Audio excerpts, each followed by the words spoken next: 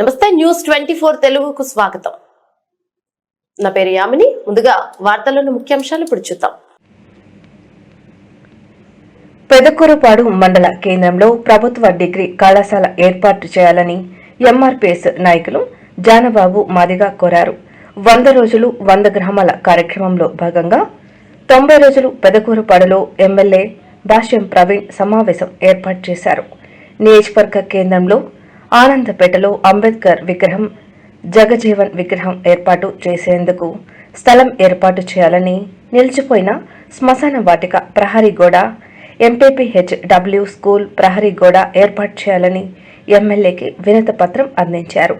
ఈ కార్యక్రమంలో మండల పార్టీ అధ్యక్షులు ఏటుకూరు బ్రహ్మయ్య, మాజీ అధ్యక్షులు అత్తమల్ల రమేష్, జిల్లా టీడీపీ ఉపాధ్యక్షురాలు ముంతాజ్, అద్దంకి నియోజకవర్గం పరిశీలకులు ముద్దిరాల గంగాధర్, గుడిపూడి చిన్నరాజు, మండల టీడీపీ యువజన నాయకులు గల్లా శివ, అన్ని శాఖల అధికారులు పాల్గొన్నారు.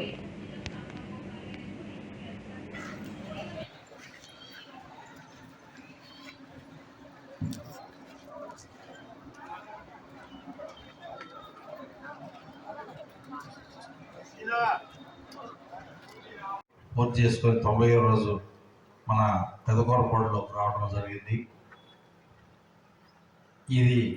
ఈ కార్యక్రమం యొక్క ముఖ్య ఉద్దేశం సమస్యలు, గ్రామాల్లోని ప్రజల యొక్క సమస్యలు తెలుసుకొని స్వయంగా వారి సమస్యలు తీర్చడం కోసం నేను ఈ కార్యక్రమం రూపొందించుకోవడం జరిగింది.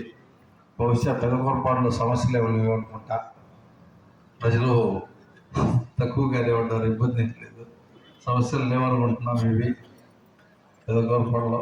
ఎందుకంటే నాయకులు మన క్వార్టర్లోనే ఉంటారు కాబట్టి ఏ సమస్యలు వస్తున్నా తీరుస్తున్నారు కాబట్టి అందువల్ల పెద్దగా సమస్యలు ఉండవు అనుకుంటున్నాను.